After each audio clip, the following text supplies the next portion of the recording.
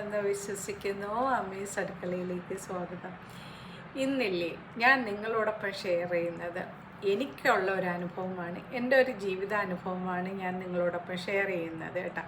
എന്തുകൊണ്ട് ഞാൻ ഷെയർ ചെയ്യുന്നു എന്ന് വെച്ചാൽ, എനിക്കുണ്ടായ ബാഡ് അനുഭവങ്ങൾ എൻ്റെ സഹോദരന്മാർക്കോ എൻ്റെ ഫ്രണ്ട്സിനോ വ്യൂവേഴ്സിനോ ഒന്നും ഉണ്ടാകാതിരിക്കട്ടെ എന്ന് വെച്ചാണ് ഞാനിപ്പോൾ ഈ ബ്ലോഗ് നിങ്ങളോടൊപ്പം ഷെയർ ചെയ്യുന്നത്. ഇത് ജെന്യുവനായിട്ടുള്ള ഇൻഫർമേഷനാണ് ഞാൻ നിങ്ങൾക്ക് തരുന്നത്. ഞാനൊരു സൈക്കോളജിസ്റ്റ് അല്ല, ഞാനൊരു ഡോക്ടറല്ല, അതിനൊന്നും പ്രാപ്തിയുള്ള ഒരു വ്യക്തിയുമല്ല. ഇപ്പോൾ ഞാൻ ഷെയർ ചെയ്യുന്നത് എൻ്റെ ജീവിതാനുഭവത്തിൽ എനിക്ക് ഒരുപാട് പ്രശ്നങ്ങളുണ്ടായിട്ടുണ്ട് ലൈഫിൽ. അപ്പോൾ ഈ പ്രോബ്ലംസൊക്കെ അഭിമുഖീകരിക്കാനായിട്ടുള്ള നമുക്ക് ശക്തി പലപ്പോഴും ഇല്ലാതെ വരും. പലതരത്തിലുള്ള സംഭവങ്ങളിൽ കൂടി നമ്മുടെ ജീവിതം കടന്നു പോകാറുണ്ടല്ലേ, പലർക്കും പല വിധത്തിലാണ്. അപ്പോൾ എൻ്റെ ഒരു കാര്യം തന്നെ പറയട്ടെ.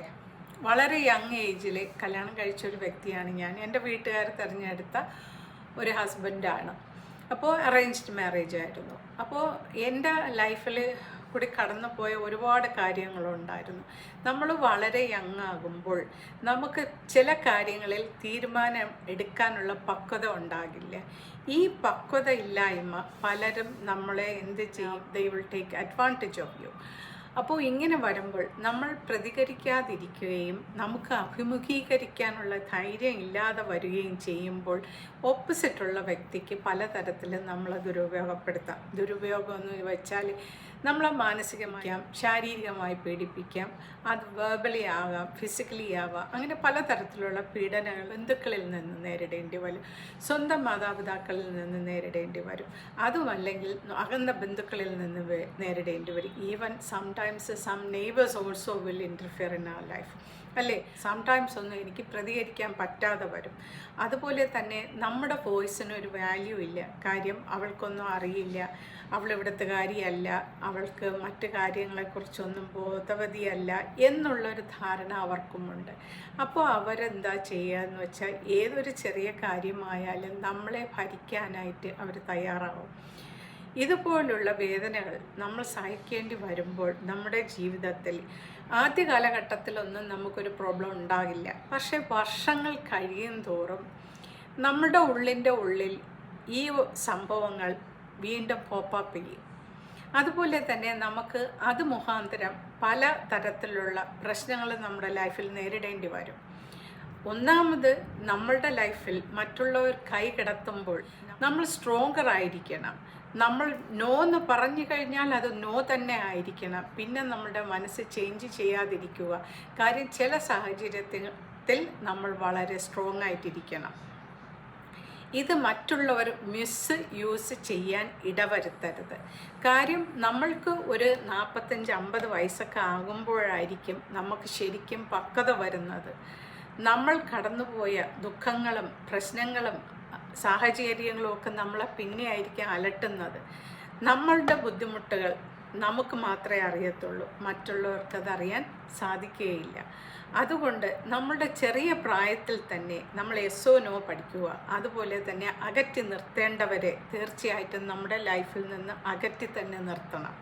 ഒരു കാരണവശാലും അവർക്ക് നമ്മുടെ ജീവിതത്തിൽ ഒരു സ്പേസ് കൊടുക്കരുത്. ഞാൻ പഠിച്ച ഒരു ലൈഫ് പാഠമാണ് കേട്ടോ. കാര്യം ചില അകന്ന ബന്ധുക്കൾ നമ്മളെ ഒരുപാട് മാനസികമായിട്ടും ശാരീരികമായിട്ടും നമ്മളെ ഒരുപാട് ഉപദ്രവിച്ച ഒരുപാട് ഫാമിലി മെമ്പേഴ്സ് ഉണ്ട്. ഇത് മുഖാന്തരം നമ്മൾക്ക് ഫ്യൂച്ചറിൽ ഉണ്ടാകുന്ന ബുദ്ധിമുട്ടുകൾ അവർക്കതറിയില്ല. നമ്മൾ ഒരുപാട് വേദനയിൽ കൂടി കടന്നു പോകുകയാണ് എന്നും അവർക്കറിയില്ല. കഴിഞ്ഞു പോയ കാര്യത്തെക്കുറിച്ച് അവർ ഓർക്കില്ല. ഓർക്കുന്നത് നമ്മൾ മാത്രമായിരിക്കും. കാര്യം നമ്മൾക്കാണല്ലോ മുറിവ് പറ്റിയത്, നമ്മൾക്കാണല്ലോ വേദന ഉണ്ടായത്. അവർക്കതൊരു നേരം പോക്കായിരിക്കാം.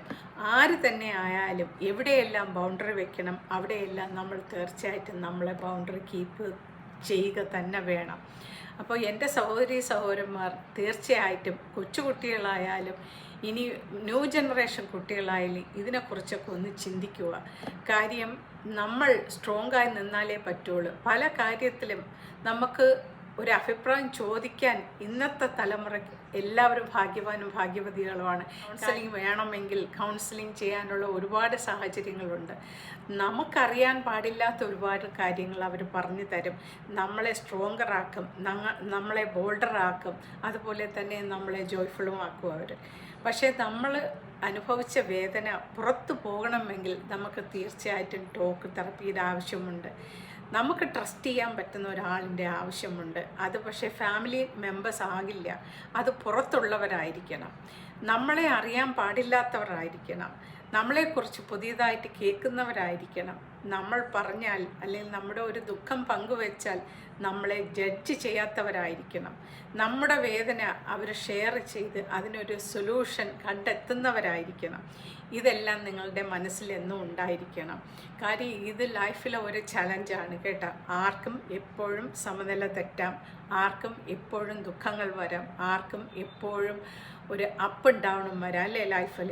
അപ്പോൾ ഇതൊക്കെ നമ്മൾ ടോളറേറ്റ് ചെയ്യണമെങ്കിലും ഇതൊക്കെ നമ്മൾ ഹാൻഡിൽ ചെയ്യണമെങ്കിലും ആര് വേണം? നമുക്കതിനനുസരിച്ചുള്ള കൗൺസിലിംഗ് വേണം, അതിനനുസരിച്ചുള്ള സപ്പോർട്ട് വേണം, അതിനനുസരിച്ചുള്ള ഫ്രണ്ട്സ് വേണം. ഒരു ടോക്ക് തെറപ്പിയുടെ ആവശ്യമുണ്ടെങ്കിൽ തീർച്ചയായിട്ടും അത് സീക്ക് ചെയ്യുക. ഇന്നത്തെ കാലത്ത് നമുക്ക് മെഡിക്കൽ ഹെൽപ്പ് സീക്ക് ചെയ്യുന്നു എന്ന് പറയുന്ന ഒരു നാണക്കേടിൻ്റെ ആവശ്യമില്ല. കാര്യം നമ്മളെ ബെറ്ററാക്കാൻ, നമ്മൾ ബെറ്ററാകാൻ അവരുടെ ഹെൽപ്പ് ഉണ്ടായാലേ പറ്റുള്ളൂ. Thank you for watching.